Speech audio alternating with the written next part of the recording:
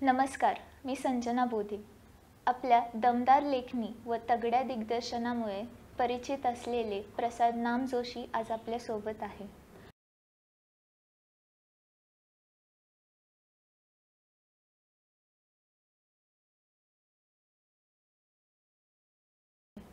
दोन 2016च्या Pune international film फेस्टिवलमध्ये त्यांच्या चित्रपटाला बेस्ट फिल्म व बेस्ट डायरेक्टर ह्याचे पुरस्कार मिळाले आहे. तसेच ETV मराठीसाठी एक्झिक्युटिव्ह प्रोड्युसर व फातमार फिल्म्स LLPचे पार्टनर अशा अनेक क्षेत्रात त्यांनी काम केले आहे. नमस्कार सर. नमस्कार. तुमचे स्वागत आहे. सर्वात आधी मी विचारू इच्छिते तुमच्या शैक्षणिक प्रवासाबद्दल. तुमचा शैक्षणिक प्रवास. माझं शिक्षण, मी सायन्स ग्रॅज्युएट आहे आणि त्याच्यानंतर मी BA सुद्धा केलं आहे इंग्लिश लिटरेचरमध्ये आणि पुणे विद्यापीठातनं मी मास्टर्स इन कम्युनिकेशन स्टडीज केलेलं आहे, ज्याच्यामध्ये व्हिडिओ प्रोडक्शन माझं स्पेशलायझेशन होतं. मग मी जर्नलिझमचा डिप्लोमाही केला आहे पुणेच विद्यापीठातनं आणि 2016मध्ये मी PhD केली आहे मास मीडियामध्ये. तर या सगळ्या गोष्टी मला आवडत होत्या म्हणून मी करत होतो आणि या क्षेत्रात यायचं असेल तर आपण शिकलो पाहिजे, त्या क्षेत्रातलं काहीतरी माहिती मिळवली पाहिजे असं वाटत असल्यामुळे त्या विषयातलं शिकून याची योग्य ती डिग्री मिळवून मी पुढे जाण्याचा प्रयत्न केला. साधारण माझी पार्श्वभूमी अशी आहे शिक्षणाची. सर, मग ह्या प्रवासात तुम्ही एका क्षेत्रातनं डायरेक्टर ह्या क्षेत्रात कसे उतरायला लागले? आता मी जे केलं कम्युनिकेशन स्टडीजमध्ये मास्टर्स, त्याच्यानंतर त्याच्यामध्ये आम्हाला व्हिडिओ प्रोडक्शन स्पेशलायझेशन, साधारण टेलिव्हिजनच्या संदर्भातल्या गोष्टी कशा करायच्या असं सगळं त्याचं ट्रेनिंग असतं त्या डिग्री प्रोग्राममध्ये. आणि तिथून मी इनाडू टेलिव्हिजनमध्ये नोकरी केली एक्झिक्युटिव्ह प्रोड्युसर म्हणून. तिथे काही 15-16 मालिका, वीकली, डेली सोप वगैरे त्या प्रोड्यूस केल्या. त्या केल्यानंतर मी मुंबईला आलो आणि छोटं मोठं काम करायला सुरुवात केली. सहाय्यक दिग्दर्शक म्हणून काम करायला सुरुवात केली. मग हळूहळू छोटे छोटे प्रोजेक्ट इंडिपेंडंट डिरेक्टर म्हणून मी करत गेलो. काही रोड शो केले, काही टॉक शो केले, डॉक्युमेंटरीज केल्या, शॉर्ट फिल्म्स केल्या. असं लक्षात आलं हे सगळं काम करत असताना की डेली सोप्स ज्या आहेत, रोजच्या दैनंदिन मालिका ज्या आहेत, त्या मी ETVला असताना करत होतो. मी प्रोड्युसर होतो मी तिथे आणि मी एक मालिका लिहिलेली सुद्धा आहे. कारण या सगळ्यांचा अनुभव आपल्याला असला पाहिजे. सगळ्यांचा अनुभव आला की नेमकं आपल्याला काय आवडतं, काय आवडत नाही हे आपल्याला कळतं. मग मला असं लक्षात आलं की आपण थोडंसं अधिक मिनिंगफुल कंटेंटमध्ये काम केलं पाहिजे. म्हणून मग मी short films, documentaries, educational films याच्यावर फोकस केला. त्याच्यासाठी मी अभिषिक्ता इन्फोटेनमेंट्स प्रायव्हेट लिमिटेड ही माझी संस्था सुरू केली. 2004 पासून मी या संस्थेच्या अंतर्गत या वेगवेगळ्या कंटेंट ओरिएंटेड फिल्म्स मी करतो आहे. आणि हे सगळं करत असताना सिनेमा, मिनिंगफुल सिनेमा, त्याच्याविषयीचं लिखाण असं सगळं माझं चालू होतं. म्हणजे मी लिखाणही करत होतो सिनेमाविषयक आणि दुसरीकडे शॉर्ट फिल्म्स लिहित होतो, दिग्दर्शित करत होतो, प्रोड्यूस करत होतो. तर हे सगळं करता करता चित्रपट लिहावा, करावं हेही एक डोक्यामध्ये होतं. असं असताना मला एक कापूस कोंडेची गोष्ट नावाचा सिनेमा लिहायला मिळाला आणि तो पूर्ण लांबीचा सिनेमा होता. त्यापूर्वी मी मोठ्या लांबीच्या डॉक्युमेंटरीज लिहिल्या होत्या, केल्या होत्या, म्हणजे 50 मिनिटाची वगैरे डॉक्युमेंटरीज अशा मी केल्या आहेत. त्याच्यामुळे लेंथ ही जी गोष्ट असते ती, आणि जेव्हा तुम्ही शॉर्ट फिल्म करतात आणि जेव्हा तुम्ही फीचर फिल्म करतात त्याच्यामध्ये काय फरक असतो, त्याचं नॅरेटिव्ह स्ट्रक्चर कसं असतं ह्याचा एक अंदाज मला होता. आणि जेव्हा मी कापूस कोंड्याची गोष्ट लिहिला आणि तो लोकांना आवडला, लिहिलेली आवडली फिल्म आणि पुढेही अनेक ठिकाणी त्याला बक्षिसं वगैरे मिळाली, त्यावर मला कळलं की अच्छा, हे जे काही आहे, जे आपल्याला वाटतंय, जे आपण करून बघितलंय ते आपल्याला थोडं थोडं करता येतंय असं लक्षात आलं. आणि मग मी माझा सिनेमा रंगपतंगा, पहिला सिनेमा जो होता तो दिग्दर्शित केला. तर असं साधारणपणे छोटं छोटं काम करत, थोडा थोडा अनुभव घेत, मला हे करायचं आहे ते करून बघायचं आणि ते करून बघितल्यानंतर त्याच्यावर येणारा फीडबॅक लोकांचा म्हणजे जनरल एक पब्लिक असतो आणि एक ज्याला त्या क्षेत्रातलं कळतं अशाही लोकांचा फीडबॅक तुम्हाला मिळत असतो. काही तुमच्या शॉर्ट फिल्म्स काही फेस्टिवलला जातात, फीचर शॉर्ट डॉक्युमेंटरीजला काही पुरस्कार मिळतात. मग तुमच्या हळूहळू लक्षात येतं की हे काय आपल्याला जे या कलेच्या क्षेत्रात मिळालेलं आहे, गवसतं आहे का, आपल्याला करता येतं आहे का, याचा अंदाज हळूहळू येत गेला. तर मी आहे 2001मध्ये मी डिग्री मिळवली आणि माझा सिनेमा पहिला आला तेव्हा 2016 उजाडलं होतं. म्हणजे साधारण हा 15 वर्षाचा काळ आहे. असा याचा अर्थ नाही की सिनेमा ही सर्वश्रेष्ठ गोष्ट आहे आणि डॉक्युमेंटरी ही कमी दर्जाची, असं नसतं. कलेमध्ये सगळ्या गोष्टी सारख्याच दर्जाच्या असतात. पण साधारण एक गोष्ट करायला 12-15 वर्षाचा काळ जातो, तर तोही लक्षात घेतलं पाहिजे. आपल्याकडे हिंदू संस्कृतीमध्ये तपश्चर्या असा शब्द आहे. तर तप याचा अर्थ 12 वर्ष. कुठलीही गोष्ट तुम्हाला करायची असेल तर एक तपश्चर्या करावी लागते. म्हणजे 12 वर्ष तुम्हाला वाट बघायची आहे असा त्याचा अर्थ आहे. 12 वर्ष काम करायचं, 12 वर्ष करत राहायचं, इमानीत बरे काम आपलं समजून घेत राहायची ती गोष्ट, आणि मग हळूहळू ते सगळं वर्क व्हायला होतं. म्हणजे आज बी पेरलं उद्या लगेच पीक असं होत नाही. बी पेरत राहायला लागतं, मग ते कधी कधी उगवतं, कधी उगवत नाही, पाणी टाकायला लागतं त्याला. तर अशी साधारण पद्धती आहे. बरं सर, तुम्ही लेखन आणि दिग्दर्शन हे आपला छंद कसा ओळखला, म्हणजे मुलांना त्यासाठी काय करावं? लिखाण माझं खूप लहानपणापासून मी करायचो. म्हणजे मी शाळेत असल्यापासून, 4थी-5वीत असल्यापासून मला वाटतं की माझी पहिली कविता पेपरमध्ये छापून आली होती. मग ते लेख असायचे वेगवेगळे, कथा असायच्या. आणि मी शाळेत असताना सुद्धा लेखन माझं, मला आठवतं की ॲडल्ट पुरवणीमध्ये किंवा असं बालविभाग वगैरेमध्ये मी लिहिलं नाही कधी. मी मोठ्यांच्याच याच्यात लिहायचो. आणि तेव्हापासून मी लिहितो आहे काही ना काही छोट्या छोट्या गोष्टी. आणि एक फायदा तेव्हा मला असा झाला की तेव्हा हे सोशल मीडिया नव्हता. मी शाळेत असताना लिहायचो तेव्हा. त्याच्यामुळे आपलं लिखाण प्रसिद्ध करणे ही एक मोठी गोष्ट होती, अडचण होती. म्हणजे मी लिहिलेलं वर्तमानपत्रांना पाठवणार, ते संपादक ठरवणार की ह्या दर्जाचं ते आहे की नाही, आणि असेल तर ते प्रसिद्ध करणार, नसेल तर ते साबर परत येणार. त्याच्यामुळे माझं स्वतःचं लिखाणाची जी पद्धत असते त्याच्यात मी पुष्कळ इम्प्रूव्हमेंट करू शकलो असेन असं मला वाटतं. आज थोडी अडचण आहे, कारण तुम्ही आज जे लिहिता ते आपण फेसबुकला टाकतो. कोणी मध्ये नाहीच ते ठरवणारं की हे त्या लायकीचं आहे की नाही. आणि मग मी लिहितो, ते फेसबुकवर टाकतो आणि त्याला 100 लोक लाईक करतात आणि 150 कॉमेंट वावा म्हणतात त्याला. ते वावा आणि कॉंग्रॅच्युलेशन्स आणि ग्रेट हे पण तुम्हाला टाईप नाही करायला लागत, ते पण फेसबुकवर सजेस्ट करतात. तुम्हाला नुसतं, म्हणजे इतकं कष्ट नाही आहेत लोकांना, न वाचताच लोक तुमची तारीफ करतात. ठीक आहे, त्याच्यामुळे आजचा लेखक स्पॉइल्ड होण्याची शक्यता खूप जास्त आहे. कारण मला माहितीच नाही की मी लिहितो ते त्यात लायकीचं आहे की नाही लायकीचं आहे. मला वाटतं अरे 100 लाईक आले, 150 कॉमेंट आले, सगळेजण वावा म्हणतायत, भारी. तर माझ्या सुदैवाने नव्हतं. तर मी लिहिलेलं लेख पेपरमध्ये 2 रिजेक्ट व्हायचे, 1 सिलेक्ट व्हायचा. तो सिलेक्ट म्हणजे तिसऱ्या माणसाने, मला न ओळखणाऱ्यांनी वाचून की हा आपण आपल्या इतर लेखांच्या दर्जाचा तो आहे असं वाटून ते केल्यामुळे तसा मला फायदा झाला. आणि मी तेव्हापासनं लिहितो आहे. आणि लेखन ही एक अशी गोष्ट आहे की जी तुम्हाला आवडत असेल, तुम्ही त्यात माध्यमातून व्यक्त होत असाल तर तुम्हाला ती गोष्ट आवडते. आणि जर ती तसं करणारे लोकांची संख्या कमी असते कायमच. लेखक हे कायम कमी असतात, लेखक लागत असतात. कॅमेरामन खूप असतात, एडिटर खूप असतात, डायरेक्टर असतात, पण लेखक नसतो. आणि माझ्या सुदैवाने मला योग्य ते प्लॅटफॉर्म मिळत गेले. मी न कंटाळता लिहित गेलो. पुन्हा पुन्हा लेखन करणे, पुनर्लेखन करणे, रफ लिहायचं, फेअर लिहायचं, हे मी करत गेलो. मग आपल्याला लिहायचं तर आपल्याला वाचलं पाहिजे. मग मी वेगवेगळ्या विषयांवर वाचत असतो. पुस्तकं विकत घेऊन वाचतो. माझ्याकडे माझी स्वतःची 1,500-3,000 पुस्तकं असतील. तर ह्याच्यामध्ये अधिक वेळ मी घालवतो, वाचनामध्ये घालवतो, लेखनामध्ये घालवतो, आणि जे मला आवडतं असं आपण म्हणूया. आणि दिग्दर्शन ही गोष्ट मी शिकलो आहे.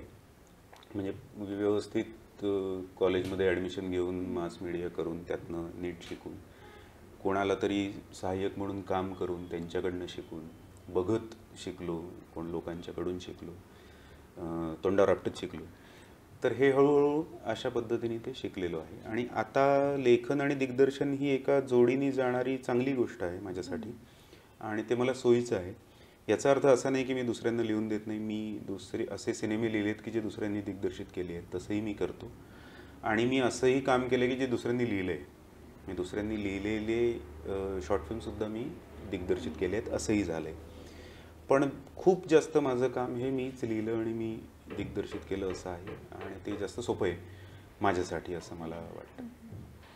सर, ह्या पूर्ण प्रवासात मी समजू शकते खूप अडचणी आहेत तुमच्या प्रवासात.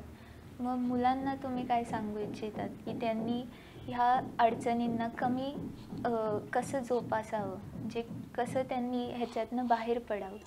अडचणी, तुम्ही कुठलंही काम केलं तरी अडचणी येणार आहे. आयुष्य म्हणजे काही सरळ सोट जाणारा रस्ता नाही की तुम्ही इथनं निघालात आणि तिथे पोचलात, असं होत नाही.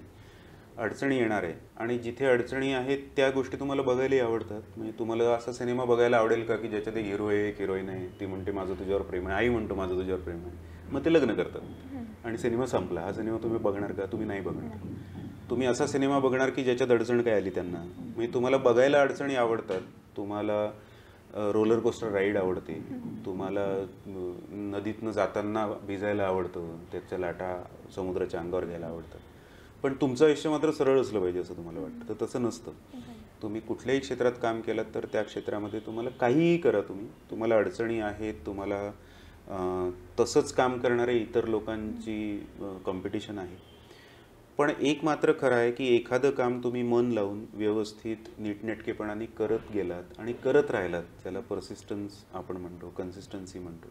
एखादी गोष्ट करत राहिलात की ती होते. ससा आणि कासवाची गोष्ट आपण वाचतो फक्त आणि लोकांना सांगतो.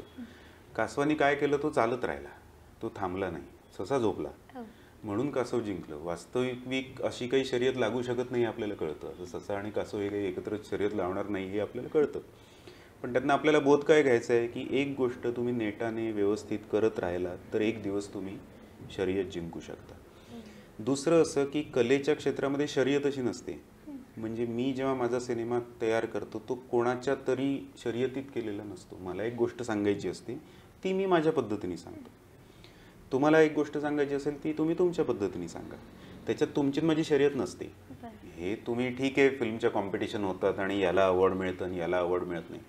याला अवॉर्ड मिळालं आणि याला अवॉर्ड मिळालं नाही याचा अर्थ त्याच्यापेक्षा हा काही श्रेष्ठ ठरत नाही. त्या क्षणी, त्या पर्टिक्युलर मोमेंटला हा एखादा चित्रपट या चित्रपटाच्या तुलनेने उजवा वाटला, एवढीच ती गोष्ट असते. त्यामुळे जेव्हा आपण एखादं काम करतो तेव्हा ते काम होणार नाही, एखाद वेळेला ते काम चांगलं होणार नाही, एखाद वेळेला ते काम होईल पण लोकांच्या पुढे येणार नाही, अशा अनेक शक्यता असतात. कधी कधी तुम्हाला असं वाटतं की ह्या चित्रपटाला तुम्हाला बक्षीस मिळालं पाहिजे, पण मिळत नाही. कधी कधी असं वाटतं की ह्या कामाचे मला इतके पैसे मिळायला हवे होते, ते मिळत नाहीत. कधी कधी तुम्हाला काहीतरी वेगळं सांगायचं असतं, लोक काहीतरी वेगळं समजतात. म्हणजे असंही होतं की सिनेमात तुम्हाला अपेक्षित नसलेल्या ठिकाणी लाफ्टर येतो आणि जिथे तुम्हाला नको आहे तिथे, जिथे हवं आहे तिथे लोक मिस करतात. तर हे ह्याही प्रकारचे छोटी छोटी, जर तुम्ही याला म्हटलं तर अपयश म्हणू शकता तुम्ही त्याला. तर असं सगळं तुम्हाला येत असतं. मी आता गेली इतकी वर्ष झाली, नोकरी मी सोडली 2004 मध्ये, तेव्हापासून आजपर्यंत मी नोकरी केलेली नाही आहे. मी व्यवसाय करतो. त्याच्यात अपडाऊन्स असतात, रोजचे दिवस सारखे नसतात. काम असतं तेव्हा खूप काम असतं, काम नसतं तेव्हा काहीच काम नसतं. तर कलेच्या क्षेत्रात तुम्ही हा विचार करायला पाहिजे की काम नाही आहे, मग मला अधिक क्रिएटिव्ह होण्याची गरज आहे. मी जेव्हा सिनेमा चित्रित करतो तेव्हा मी आधी विचार केलेली गोष्ट एक्झिक्यूट करत असतो, पण आधी विचार तर मला करायचा आहे. मग तो विचार मी करून ठेवला पाहिजे. मध्ये लॉकडाऊन झालं, काही काम नव्हतं 1.5-2 वर्ष. ज्यांना नोकऱ्या होत्या अर्ध्या गेल्या, अर्ध्या राहिल्या असतील, पण माझ्यासारख्या माणसाला काही काम नव्हतं. पण माझे दिवस छान गेले. माझी पुस्तकं लिखाणाची खूप दिवसाची कमिटमेंट होती, ती पूर्ण झाली. मी पुस्तकांचं काम केलं, मी नवीन सिनेमे लिहिले, मी वाचन केलं. अनेक लोक आहेत ज्यांनी काहीतरी चांगल्या गोष्टी पाहिल्या. तर ही जी रिहर्सल असते तुमची तुमच्या कलेमध्ये करण्याची, ही तुमच्या अपयशाच्या काळात किंवा जेव्हा तुमच्याकडे काम नाही अशा वेळेला ते होऊ शकतं. आणि हे खूप फ्लक्च्युएटिंग आहे फील्ड. म्हणजे हे खूप, एक दिवस तुम्ही खूप टॉपला असता, दुसऱ्या दिवशी तुम्ही रस्त्यावरनं फिरलं तरी तुमच्याकडे बघून कोणी बघत नाही. तर असे हे येत असतात अनुभव. पण या सगळ्यांवर मात करत मला हे काम करायचं आहे. मी एक चांगलं काम करणार आहे आणि मला एका दिशेने व्यवस्थित काम करायचं आहे. आणि एक दिवस यश तुमच्याकडे येणार आहे असं जर तुम्ही ठरवलं तर ह्या गोष्टी होतील. यामध्ये अजून एक मुद्दा महत्त्वाचा असा आहे की यश कशाला म्हणायचं हाही प्रश्न आहेच. आपण यश कशाला म्हणतो. खूप सारं बॉक्स ऑफिस कलेक्शन म्हणजे यश आहे का, किंवा खूप मिळालेला पैसा म्हणजे यश आहे का, खूप माझी समजा मी 100 पुस्तकं प्रकाशित केली म्हणजे यश आहे का, असे असंख्य प्रश्न आपल्याला विचारता येऊ शकतात. तर आपली यशाची व्याख्याही आपण आपली ठरवायची असते. सर, आपण या आजूबाजूच्या युगाला बघतो, त्यांना आपले छंद आणि आवड हे माहीत नसतं. मग ते कसे ओळखणे ह्याच्याबद्दल तुम्ही काय? एक तर स्वतःकडे बघणे हा एक मुद्दा आहे, आणि आपल्याला एखादी गोष्ट करावीशी वाटणे आणि आपल्याला एखादी गोष्ट करता येणे या दोन वेगळ्या गोष्टी आहेत हे समजायचं आहे. म्हणजे उदाहरणार्थ मला असं वाटतं की मी कॅमेरामन व्हायला पाहिजे, ठीक आहे, आणि माझ्याकडे कॅमेरा पण आहे किंवा माझ्याकडे छान मोबाईल आहे, पण याचा अर्थ मला कॅमेरामन होता येईल असं नाही होत. मला वाटणं आणि मला ॲक्च्युअल होता येणं या दोन गोष्टींमध्ये फरक आहे. तर जी गोष्ट मला वाटते ती छंद असते, जी गोष्ट मला करता येते त्याच्यात करिअर होऊ शकतं. तर हे स्वतःला ओळखता आलं पाहिजे आपल्याला. त्याच्यासाठी आपल्याकडे ऑप्शन आहेत. तुम्ही मोबाईल घ्या तुमचे, त्याच्यावरनं तुम्ही 4 शॉट घेऊन बघा, कुठल्या तरी सिनेमातल्या शॉटची कॉपी करा, त्याच्यासारखं लाईटिंग करून बघा. काय होतं की आपण कॅमेरा घेतो आणि कुठेतरी कोकणात जातो पावसाळ्यामध्ये आणि 4 फोटो काढतो. तर कोकणात पावसाळ्यात तुम्ही गेलात तर तुम्ही डोळे बंद करून फोटो काढले तरी चांगले येतात, कारण काहीच करायचं नसतं. पाऊस पाडतो तो आपण पाडत नाही, झाडं आपण उगवत नाही, समुद्र आपण निर्माण केलेलं नाही आहे, आकाश आपण तयार करत नाही, काहीच नाही केलं आहे आपण. ते नैसर्गिकरित्या तयार झाले आणि तुम्ही फक्त योग्य वेळेला योग्य ठिकाणी उभे आहात, या व्यतिरिक्त काही तुमचं कर्तृत्व त्याच्यामध्ये नाही. त्याला आपण चांगलं समजतो, मग ते फोटो आपण इंस्टाग्रामवर टाकतो, मग त्याला लोक छान छान वा ऑसम म्हणतात. वास्तविक प्रत्येकाने असा विचार केला पाहिजे की जेव्हा मी दुसऱ्याच्या फोटोला लाईक करतो तेव्हा मला काही त्याच्याशी घेणं देणं नसतं. मी आपलं मित्र मैत्रीण वाईट वाटू नये म्हणून hello awesome wow good very good thumb वगैरे टाकतो. पण जेव्हा दुसरे तुमच्या फोटोला कमेंट करतात तेव्हा मात्र आपलं खूप भारी आहे असं आपल्याला वाटतं. तर तुम्ही जसे कॅज्युअली दुसऱ्यांना लाईक करता तसेच दुसरेही कॅज्युअलीच तुम्हाला लाईक करत असतात, ते ओळखलं पाहिजे. मग जो माणूस त्यातला शहाणा आहे तो तुम्हाला लाईक करतो का? एखादा सिनेमॅटोग्राफर तुमचा शॉट चांगला झाला आहे असं म्हणतो का? मी लिहितो आणि माझं लिखाण, माझं पुस्तक समजा तुम्ही वाचलं आणि तुम्ही स्टुडंट म्हणले की वा वा सर काय तुम्ही छान लिहिता, तर मी खुश नाही व्हायला पाहिजे? बरोबर. मला माझा बरोबरीचा, माझ्यापेक्षा सिनियर लेखक जेव्हा म्हणतो की हे चांगलं आहे तेव्हा मला बरं वाटलं पाहिजे. साहित्य संमेलनाचा अध्यक्ष मला जेव्हा मेल पाठवून म्हणतो की तुमचा लेख छान होता, मला आवडला, तर मग मला बरं वाटणार ना, नाहीतर मला नाही बरं वाटणार. तर हे आपण ओळखलं पाहिजे की कोणाची तारीफ आपण स्वीकारायची आहे. तुमचीच जवळची मैत्रिणी ती रोज सकाळ संध्याकाळ तुम्हाला तुमची तारीफ करते, तर त्यांनी तुमचं भलं होणार नाही. तर आपण आपल्याला ओळखलं पाहिजे. आपल्याला काय करायला आवडेल आणि आपल्याला काय करायला येतं आहे या दोन संपूर्णपणे वेगळ्या गोष्टी आहेत. मला अनेक गोष्टी करायला आवडतात. मला पतंग उडवायला आवडेल, मला हिमालयातनं खाली स्कीइंग करायला आवडेल, मला समुद्रावर सर्फिंग करायला आवडेल, पण यातलं मला काहीच येत नाही, याच्यातलं माझ्यामध्ये काहीही स्किल नाही आहे. त्यामुळे ते मी स्वप्न ठेवावं माझं, प्रत्यक्ष त्या भानगडीत पडून. मग मला काय करायला येते, मला लिहिता येते का, मी लिहिलेलं काही लोकांना असं वाटतंय का, काही शहाण्या लोक मला येऊन म्हणत आहेत का की हे चांगलं झालं आहे. तर हे आपल्याला टेस्टिंग करता आलं पाहिजे. 4 मासिकांमध्ये, वर्तमानपत्रांमध्ये, किंवा तुम्ही फोटो काढला तर ते फोटो, चांगले फोटो विकत घेणाऱ्या साईट आहेत, त्यांनी घेतले का तुमचा फोटो विकत? जर तो चांगला असेल तर त्यांनी घेतला पाहिजे विकत. ते घेत नाही आहेत आणि 15 मूर्ख लोक त्याला चांगलं म्हणत आहेत. ह्याला तसा काही अर्थ नाही आहे. 10 गाढवांनी तुम्हाला शहाणं म्हणण्यापेक्षा एका घोड्याने तुम्हाला बरं म्हणणं हे जास्त बेटर आहे. तर ते आपण केलं पाहिजे. आणि हे सगळं करत असताना आपले जे छंद आहेत त्याचा आपल्या करिअरला काही उपयोग होतोय का, त्याचा आपल्या व्यावसायिक गोष्टीमध्ये काही फायदा होतोय का, असेही काही छंद असतात. वाचनासारखा छंद आहे जो तुम्हाला माहिती मिळवून देतो, तुम्हाला स्वतःचा विचार करायला शिकवतो. तुमच्या कलेच्या क्षेत्रात त्याचा तर अतिशय उपयोग आहे.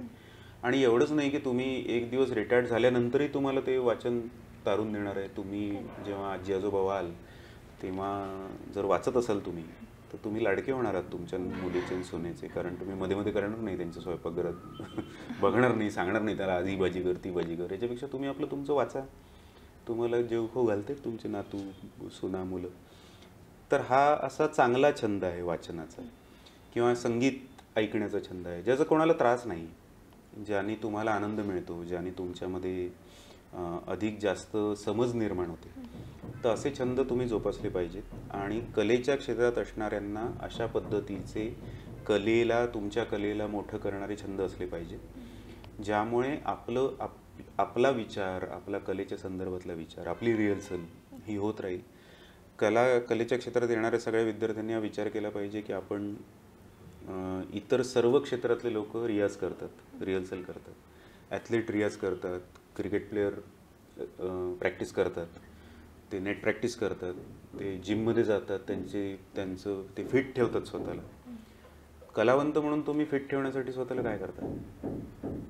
तुमचं सगळं काम तुमच्या मेंदूवर अवलंबून आहे. मग मेंदूला तुम्ही रियाज देता की नाही? तर तुमचं चांगलं संगीत ऐकणं, वाचन करणं, चांगल्या लोकांबरोबर चर्चा करणं, आपल्यापेक्षा अधिक शहाण्या लोकांबरोबर राहणं, ही गोष्ट तुमच्या रियाजाची आहे. ती तुम्ही रोज केली पाहिजे. ती तुम्ही छंद म्हणून करा, आवड म्हणून करा, पण ती केली पाहिजे. सर, ह्याच्यावरूनच एक प्रश्न उठतो.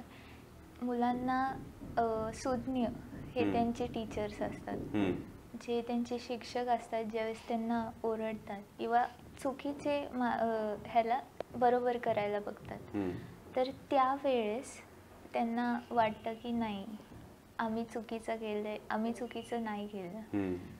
ही भावना स्टुडंटनी कधी कमी करावी, म्हणजे का कमी? एक आपल्याकडे आत्ता असं आहे की एखादा फीडबॅक जो येतो आपल्याकडे, तो तुमचे शिक्षक देवो, मित्र देवो, कोणी देवो, त्याला पॉझिटिव्हली घेणं ही एक फार महत्त्वाची गोष्ट आहे. तुमच्या इंस्टाग्रामवर डिसलाईकचं बटन नाही आहे, हा प्रॉब्लेम आहे. आणि मी जर तुम्हाला काही म्हटलं की मला तुमची अमुक एक गोष्ट आवडली नाही, तर तुमचा इगो फार पटकन हर्ट होतो. इगो हर्ट होण्यासाठी तुम्ही आयुष्यात काय केलं असाही प्रश्न मी तुम्हाला विचारू शकत नाही. ठीक आहे, म्हणजे तुम्ही आहात कोण की तुम्हाला इतका इगो आहे, असाही प्रश्न असू शकतो. तर तसाही प्रश्न विचारायची सोय नाही. तुम्ही जेव्हा कोणीच नसतं तेव्हा तुम्हाला खूप इगो असतो, असाही एक मुद्दा आहे. ज्या झाडाला जास्त फळं लागलेली असतात ते झाड वागतं. जो जास्त विद्वान असतो तो अधिक नम्र असतो. त्यालाही माहिती असतं की दुसऱ्या माणसाने मला काहीतरी सूचना दिली, त्याचा मला उपयोग होतोय म्हणून तो सूचना देतोय. हे कळण्याची सुद्धा एक अक्कल लागते. तर ती असायला पाहिजे, ती बुद्धी असायला पाहिजे की मला जो फीडबॅक येतोय, माझ्या शिक्षकांनी मला सांगितलं की अरे तू असं करून बघ, हे तुझं चुकलंय, मला असं वाटतंय. तर हे काही तो शिक्षक त्याची हौस म्हणून आपल्याला सांगत नाही, तो मला दुरुस्त करायला म्हणून सांगतोय, माझ्यात काहीतरी भलं व्हावं म्हणून तो सांगतोय, हे आपण कळलं पाहिजे. दुसरं असं की तुम्ही पैसे देऊन आलेला आहात ना ते शिकायला, म्हणजे स्वतःच्या चुका काढून घेण्यासाठी पैसे दिलेत तुम्ही, फी भरताय तुम्ही तुम्ही स्वतःचे 2-3 वर्ष वाया घालवताय. सगळ्यात सोपं काय आहे शिक्षकाला? रोज सकाळ संध्याकाळी तुमची तारीफ करायची. म्हणजे तुम्हाला जर शत्रू असेल कोणी, तुम्हाला जर बदला घ्यायचा असेल कोणाचा, तर त्याचा सगळ्यात उत्तम उपाय असा की आपल्या शत्रूची तारीफ करा. त्याचं अगदी नुकसान होईल 100%. आणि तुमचं जर जवळचं कोणी मित्र असेल तर त्याच्यावर टीका करा, त्याचा फायदा होईल. तुकोबांनी म्हटलं आहे, निंदकाचे घर असावे शेजारी. शेजारच्या माणसाने तुमच्यावर टीका केली पाहिजे. तर आपल्यावर टीका करणारे लोक आपल्या जवळ लागतात. अनेकांना असं वाटतं की जे कोणी आपल्यावर टीका करतील, आपल्याला वाईट म्हणतील, तर आपण त्याला वाईट म्हणतो. एखाद्याने आपल्याला निगेटिव्ह कॉमेंट केली, आपण त्याला ब्लॉक करतो. एखाद्याने तू म्हटलं की तुझा ड्रेस मला आवडला नाही, हा रंग मला आवडला नाही, तर आपण लगेच संपवतो त्याच्याशी संबंध. तर यानी आपल्यामध्ये कसलंही इम्प्रूव्हमेंट होणार नसते. शेवटी तुम्ही स्वार्थी व्हायला पाहिजे. शेवटी मला करायचं ना करिअर या क्षेत्रातलं, मग मला जे काही चांगलं ते मी घेतलं पाहिजे. बसल्या जागी करिअर होणार नाही, बसल्या जागी काहीच होत नाही. तर त्याच्यासाठी तुम्ही प्रयत्न केला पाहिजे. आणि शेवटी तुमची कला ही 10 लोक बघणार आणि 10तल्या 10 लोकांना ती आवडेल याची काही गॅरंटी नाही. कारण ती कला आहे. मला एक रंग आवडतो, तुम्हाला एक रंग आवडत नाही, याला काही चॉईस नाही आहे. मी हे जॅकेट घातलंय, तुम्हाला नाही आवडू शकत आहे, याला काही लॉजिक नाही आहे. तुम्हाला नाही काळा रंग आवडत नाही, तुम्ही म्हणले पांढरं जॅकेट घातलं असतं तर बरं झालं असतं. तर त्याच्यावर माझं एवढंच उत्तर आहे की तुम्ही पांढरं जॅकेट घ्या आणि तुम्ही घाला, मला हे आवडते म्हणून मी घालतोय, एवढं मी उत्तर देऊ शकतो. तर कलेमध्ये मी केलेली फिल्म प्रत्येकाला आवडू शकत नाही. 10 लोकांना ती आवडणार, 10 लोकांना ती आवडणार नाही. आवडले असं म्हटलेला फीडबॅक तुम्ही घेताना जर तुम्हाला आनंद होतो, तर न आवडलेला फीडबॅक घेताना तुम्हाला दुःख का होतं? तर तुम्ही न्यूट्रल राहायला पाहिजे. मी एक गोष्ट मला सांगायची होती, ती मी सांगितली. तुम्हाला आवडली तर मला आनंद होईल, तुम्हाला नाही आवडली तर मला कारणं जाणून घेता येतील त्याची, आणि मग कदाचित माझ्यात इम्प्रूव्हमेंट करायची असेल तर त्यानुसार मी करीन. असा ॲप्रोच पाहिजे. तो विद्यार्थी असतानाच निर्माण झाला पाहिजे. आपल्यापेक्षा 4 शहाणे लोक या जगात आहेत हे मान्य केलं पाहिजे, आणि आपल्यापेक्षा हुशार लोकांच्या बरोबर राहिलं पाहिजे. असं म्हटलं जातं की तुम्ही तुमच्या आजूबाजूच्या, तुमची बुद्धिमत्ता म्हणजे काय, तर तुमच्या आजूबाजूच्या 5 जणांचा ॲव्हरेज ही तुमची अक्कल असते. बरोबर? मग तुम्ही शोधा तुमच्या आजूबाजूचे 5 जण कोण आहेत, त्यांची अक्कलेचा ॲव्हरेज हा तुमचा ॲव्हरेज असतो. म्हणजे याचा अर्थ असा आहे की तुमच्यापेक्षा बेटर लोक तुमच्या बाजूला पाहिजे, जो तुमची चूक सांगू शकेल, जो सांगू शकेल की मला हे आवडलं नाही. आवडलं नाही असे सांगणारे लोक पाहिजे ना आजूबाजूला. तर ते जर आपल्याला नको असतील तर त्यांनी आपली प्रगती होऊ शकत नाही. आपण आपलीच प्रगती बंद करत असतो. त्यामुळे सगळ्यांनी आपल्या मित्रमंडळी जवळ ठेवावी, त्याला आपल्या खर्चाने चहा पाजावा, आणि रोज त्याला सांगायचं की तू माझ्या 10 चुका सांग, माझ्याकडनं तुला चहा फ्री. असं आता करायची वेळ आलेली आहे. अन्यथा आज कोणी कोणाला चुका सांगत नाही, कारण कोणाला ते ऐकून घ्यायच्या नाही. ही जरा अडचण आहे. सगळ्यांना लाईक्स हवे आहेत, डिसलाईक कोणाला नको आहेत. तर असं काही आयुष्य असू शकत नाही. आणि मग जेव्हा मोठं फेल्युअर येईल तेव्हा त्याला तुम्ही सामोरं जाऊ शकणार नाही, जर छोट्या छोट्या गोष्टीच तुम्हाला ऐकून घ्यायच्या नसतील तर. तर हे लक्षात ठेवलं पाहिजे. आणि असे शिक्षकही तुम्हाला लाभले पाहिजेत की जे तुम्हाला चुका सांगतील. तर आमचे शिक्षक, आता त्यांचं अजूनही ते आमचे शिक्षक आहेत, ते अजूनही आम्हाला आमचा कान धरू शकतात. तशी संधी आपण त्यांना दिली पाहिजे. सर, आजच्या कॉम्पिटिटिव्ह युगात मुलांना असं वाटतं की लवकर जॉब भेटावा, एक्सपिरियन्सची काय गरज आहे, जास्त जॉब, जास्त सॅलरी, ते सॅलरीला प्राधान्य देतात. ह्याच्यावर तुम्ही काय म्हणता? एक तर एक्सपिरियन्सची काय गरज आहे ह्या वाक्याला काही अर्थ नाही. तुम्ही हा विचार केला पाहिजे की आपली लायकी काय आहे की आपल्याला लोक पगार देतील. माझ्याकडे एक डिग्री आहे, ठीक आहे, अनेक लोकांकडे डिग्री असते, अनेक कॉलेजेस असतात तीच गोष्ट शिकवणारी, हजारो लोक रोज डिग्र्या घेतात. डिग्री म्हणजे काही जॉब गॅरंटी नाही. डिग्री म्हणजे या क्षेत्रातली तुम्हाला ही माहिती या पॅटर्ननी तुम्ही माहिती प्राप्त केलेली आहे, एवढाच त्याचा अर्थ होतो. मग प्रत्यक्ष कामाचा अनुभव तुम्हाला कसा मिळेल? तो अनुभव जेव्हा तुम्ही घेता त्याची काही कॉस्ट असते की नाही? प्रत्येक गोष्टीची किंमत आहे. म्हणजे तुम्हाला अशी अपेक्षा आहे का की तुम्हाला कंपनीने अनुभवही द्यावा आणि पैसेही द्यावे? असं कसं होईल? तुम्ही पैसे फी भरून शिकलात ना, मग अनुभव सुद्धा तुम्हाला शिकायचा आहे. अनुभव तुम्हाला तुमचं स्किल देऊन शिकायचं आहे.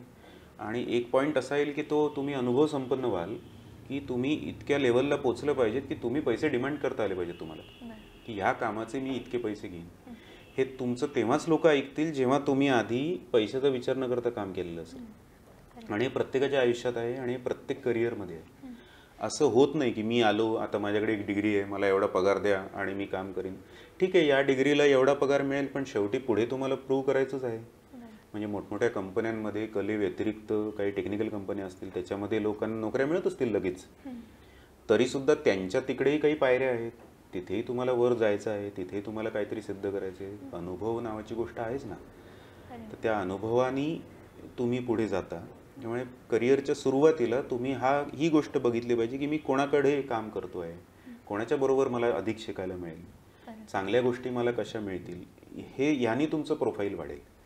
तुम्ही जर असा विचार केला की मला पैसे कुठे जास्त मिळतील, तर पैसे मिळवण्याचे अनेक मार्ग आहेत. म्हणजे माझ्या ऑफिसच्या समोर जो चहावाला आहे कदाचित तो माझ्यापेक्षा जास्त पैसे मिळवत असेल, हो की नाही? म्हणून मी फिल्म मेकिंग सोडून चहा नाही विकू शकत. चहा विकायला त्याला आवडतो, त्याला करायला आवडतो, तो त्याचे पैसे मिळवतो. मी फिल्म मेकिंग करायला मला आवडतं, मी माझे पैसे मिळवतो. तिथे कुठे कंपॅरिझन आहे पैशांची? तिथे असू शकत नाही. मग तुम्ही असं काम करा ज्याच्यात पैसे मिळतील. तुम्ही शेअर मार्केटमध्ये इन्व्हेस्ट करा, एकेका दिवसात तुम्हाला लाखो रुपये मिळतील आणि बुडतील. ते तुम्हाला चालणार असेल तर तसं करा. तुम्ही एक गोष्ट निवडता आणि त्याचे रूल पण मीच ठरवतो असं नाही होत. तुम्ही क्रिकेट खेळायला जायचं आहे तर मग क्रिकेटच्या नियमांनी क्रिकेट खेळायला लागेल, तिथे फुटबॉलचे रूल लावून नाही चालणार. फुटबॉल खेळायला जायचं असेल तर बॅट घेऊन नाही जायचं हातात, ते पायानेच बॉल मारायचा, असा रूल आहे. किंवा मग तुम्ही स्वतःचा खेळ काढा आणि त्याच्यात खेळा. म्हणजे तुम्ही असं काहीतरी गोष्ट निर्माण करा की ज्याच्यात तुम्हाला लगेचच ताबडतोब खूप पैसे मिळतील. असं काही नाही आहे, म्हणजे मलाही आवडेल असं यायला तुमच्याकडे जर तुम्हाला असं काही निर्माण करता आलं तर. पण आत्ता असं आहे की अनुभव तुम्ही घेता आणि अनुभवाची म्हणून एक किंमत असते, ती तुम्ही तुमच्या कष्टाने देता. आणि मग तुम्ही तुमचा अनुभव, तुमचं स्किल, तुमची माहिती आणि तुमची क्रिएटिव्हिटी याची म्हणून एक काही विशिष्ट किंमत समाजाकडनं अपेक्षित करत असता एखाद्या प्रॉडक्टची. तर ह्या त्या पायऱ्या आहेत आणि त्या पायऱ्या तुम्हाला चढून जाव्या लागतील. तर त्याला काही अजून तरी दुसरा शॉर्टकट नाही. म्हणजे अजून असेल तर मला सांगा, मलाही आवडेल त्या शॉर्टकटने जायला, पण यशाला काही शॉर्टकट नसतो. खरं सर, आजूबाजूच्या परिसराला म्हणजे आपण ज्या क्षेत्रात उतरतो, तुमच्या क्षेत्रात म्हणजे फिल्म इंडस्ट्री, मीडिया इंडस्ट्रीमध्ये उतरल्यावरती आपण आपल्या आजूबाजूच्या लोकांना, एकमेकांना सांभाळून घेणं, त्यांना ॲडॉप्ट करणं, ही तुमची एक शैली आहे, ही मी बघितली आहे. त्याच्याबद्दल तुम्ही काय सांगाल? तर एक तर हे लक्षात घेतलं पाहिजे की कुठली फिल्म मेकिंगची प्रोसेस असेल तर हे एक टीमवर्क आहे. म्हणजे मी एकटा मला वाटलं मी फिल्म केली आणि असं होत नाही, कारण मला काही स्किल्ड लोक त्या या गोष्टीसाठी आजूबाजूला लागत असतात. जेव्हा माणसं आजूबाजूला तुमच्याबरोबर येतात तेव्हा ते त्यांचा स्वभाव बरोबर घेऊन येत असतात आणि तुम्हाला तुमची फिल्म करायची असते. त्यामुळे तुम्हाला हे लक्षात घेतलं पाहिजे की सगळेजण आपापला इगो, आपापले इमोशन्स, आपापल्या आवडीनिवडी घेऊन तुमच्याबरोबर आलेले आहेत, पण सगळेजण मिळून एकाच प्रॉडक्टसाठी काम करत आहेत. तर कधी कधी तुम्हाला थोडंसं ते मॅनेजमेंट स्किल म्हणतात ना, की कधी त्यांच्याशी प्रेमाने वागायला लागतं, कधी थोडंसं अधिकाराने वागायला लागतं, कधी चला यार आपण मिळून करूया असं म्हणायला लागतं. या सगळ्यामध्ये तुमचा इगोही तुम्हाला बाजूला ठेवायला पाहिजे. आपण असं अनेकदा होतं की आपण ज्या भागातून आलो त्या भागाचा इगो असतो. मी अमक्या गावाचा आहे, मी टमक्या जातीचा आहे, मी तमक्या धर्माचा आहे, मी तमक्या देशाचा आहे, आमच्याकडे कसं होतं, तुमच्याकडे कसं होतं, ह्याचे खूप निरर्थक इगो आपल्यामध्ये असतात. एक लक्षात घ्या, जी गोष्ट आपण तयारच नाही केली त्याचा इगो बाळगण्याचं काही कारण नाही. जी तुम्ही निर्माणच केलेली नाही आहे तर तुम्हाला कशाचं अभिमान आहे असा प्रश्न आहे. तर हां, मी एक चित्र काढलं आणि मला ते चित्राचं अभिमान असेल तर गोष्ट हरकत नाही की मी ते तयार केलं, पण जी गोष्ट मी तयार नाही केली त्याच्याच कशाचा इगो. दुसरं असं की तुम्ही एका ठिकाणून दुसरीकडे जाता, मायग्रेट होता, दुसऱ्या गावात जाता, त्या गावात तुम्हाला काम करायचं असतं, तिथे तुम्ही नॉर्मल होऊन राहिलं पाहिजे, त्यांच्यासारखं राहिलं पाहिजे. असं जर तुम्ही केलं तरच तुमची फिल्म होईल. म्हणजे तुम्ही डॉक्युमेंटरी करायला जाता, कुठल्या तरी दुसऱ्या गावात जाता, तिथे तुम्ही तुमचा शहाणपणा घेऊन तिथे डॉक्युमेंटरी होत नाही. तिथे तुम्हाला गावकऱ्यांसारखं वागावं लागेल, त्यांच्यासारखं राहावं लागेल, समजून घेतले पाहिजे की त्यांच्या भावना काय आहेत, माझ्या काही का असेना, त्यांचे श्रद्धास्थानं काय आहेत. तर हे समजून घेऊन नीट व्यवस्थित त्यांना न दुखावता शेवटी तुम्हाला तुमची फिल्म करायची आहे, तुमचं काम करायचं आहे, तुम्हाला चांगलं काम करायचं आहे. त्यामुळे जो बदलत्या परिस्थितीला ॲडॉप्ट होतो तो टिकतो, असा इतिहास आहे. डायनोसॉर नष्ट का झाले? कारण जेव्हा पृथ्वीवरची परिस्थिती बदलली तेव्हा डायनोसॉर बदलले नाहीत. तर जे लोक बदलत नाहीत ते नष्ट होतात, असा इतिहास आहे. जेव्हा एकेकाळी पुण्यामध्ये टांगे होते आणि अचानक रिक्षा आली तर ते बदलायला पाहिजे, नाही तर ते नष्ट होणार. टाईपरायटिंग इन्स्टिट्यूट होत्या, कम्प्युटर्स आले, त्यांना तुम्हाला शिफ्ट व्हायला लागणार, तुम्हाला अपग्रेड व्हावं लागणार, तुम्हाला काळाच्या बरोबर राहावं लागणार, तुम्हाला सतत बदलत राहावं लागणार. म्हणजे लर्निंग ही कायम बदलण्याची फेज आहे. की आता नव्या याच्या गोष्टी आल्या, डिजिटल कॅमेरे आले. समजा मी फिल्मवर काम करत असेल, ठीक आहे, आता डिजिटल आलं, मला त्याच्यावर काम करायला पाहिजे. आता काळ बदलला आहे, वेगळ्या परिस्थितीत मला काम करायचं आहे. सिनेमाची लेंथ आधी 3-3.5 तास होती, 4 तास होती, आता 1.5 तासावरती आलेली आहे. तर हे सगळं समजून घेऊन स्वतःला त्या परिस्थितीशी ॲडॉप्ट करून समजून घेऊन, नवीन जनरेशन येते, काय करते, त्यांच्यावर नुसती टीका करून होणार नाही. एखाद्याला बर्गर जास्त आवडतो तर त्याला पोळी भाजी का खात नाही असं शिवाय देऊन होणार नाही. त्याला समजून घेतलं पाहिजे की बर्गरमध्ये काय बाबा आवडण्यासारखं, खाऊन बघितलं पाहिजे. तर हे केलं पाहिजे आधीच्या पिढीने पुढच्या पिढीसाठी. तर हे जेव्हा तुम्ही एकमेकांच्या गोष्टी समजून घ्याल, एकमेकांच्या गरजा समजून घ्याल, तर तुमचा प्रवास चांगला होणार आहे. याचं कारण असं की तुमच्या आजूबाजूच्या प्रत्येकाकडे काहीतरी असं स्किल आहे ज्यातनं तुम्हाला शिकता येईल. तर ते स्किल जर तुम्हाला ओळखता आलं त्याच्यातनं तुमचा फायदा झाला, त्याच्यातनं तुम्हाला 4 गोष्टी शिकता आल्या, तर तुमच्या करिअरशी, तुमच्या कामावर त्याचा जास्त परिणाम होईल. तुमचे इगो तुम्ही बाजूला ठेवले पाहिजेत. आपल्याला देवाने 1 तोंड दिलंय, 2 कान दिले, 2 डोळे दिले. तर अशी अपेक्षा आहे, जर तुमचा देवावर विश्वास असेल तर देव म्हणा, निसर्गावर विश्वास असेल तर निसर्ग म्हणा, अजून कशावर विश्वास असेल तर त्याच्यावर ठेवा. पण त्या सगळ्यांचा संदेश असा आहे की तुम्ही जेवढं बघता किंवा जेवढं ऐकता त्याच्या 50%च तुम्ही बोललं पाहिजे. अन्यथा 2 तोंडही आपल्याला दिली असती. तर एकच तोंड आहे आणि शक्यतो तोंड बंद असतं, तुम्ही बघा नॅचरल पद्धतीमध्ये, आणि कान उघडे असतात. तर अशी अपेक्षा आहे निसर्गाची की तुम्ही ऐका जास्त, बघा जास्त आणि कमी बोला कमी. तर आपलं काय होतंय, आपण ऐकण्या आणि बघण्याच्या आधीच बोलायला लागतो. आपल्याला काही व्हायच्या आधीच, म्हणजे इन्स्टिट्यूटमधून पासआउट व्हायच्या आधीच सत्यजित रे आपल्याला व्हायचं आहे. तर तसं होत नाही. तुम्ही अनुभव घ्या, तुम्ही स्वतःला स्वीकारा, तुम्हाला काय येतं आहे त्याचा शोध घ्या आणि मग हळूहळू तुमच्या कलेमधनं, तुमच्या कलाकृतीमधनं ते लोकांना दाखवण्याचा प्रयत्न करा आणि करत राहा. एक ना एक दिवस ते जे एक शांतपणे, चिवटपणे एक गोष्ट करण्याची वृत्ती ही तुम्हाला यश मिळवून देऊ शकेल. तुमचा इगो बाजूला ठेवा आणि काम करत राहा. आणि हे कठीण आहे, कारण हे सगळ्याच क्षेत्रात कठीण आहे. कुठल्याही क्षेत्रामध्ये हेच आहे, फक्त कलेच्या क्षेत्रात आहे असं नाही. आपण कलेविषयी बोलतोय, पण प्रत्येक गोष्टीमध्ये ह्या गोष्टी तुम्हाला सांभाळल्या पाहिजेत, म्हणजे तुम्ही काहीतरी करून दाखवू शकता, समाजापुढे कुठली तरी कलाकृती ठेवू शकता असं वाटतं. Thank you sir. तुमच्या स्फूर्तिदायक शैली, खडतर प्रवास व प्रेरणादायक मुलाखतीतून आम्हाला बरंच काही शिकायला भेटलं. ह्यावरून मला कवितेच्या 2 ओळी आठवतात. संधी मिळेल तुलाही, लगेच हिरमूस जाऊ नकोस. आयुष्य खूप सुंदर आहे, फक्त तू खचू नकोस. धन्यवाद.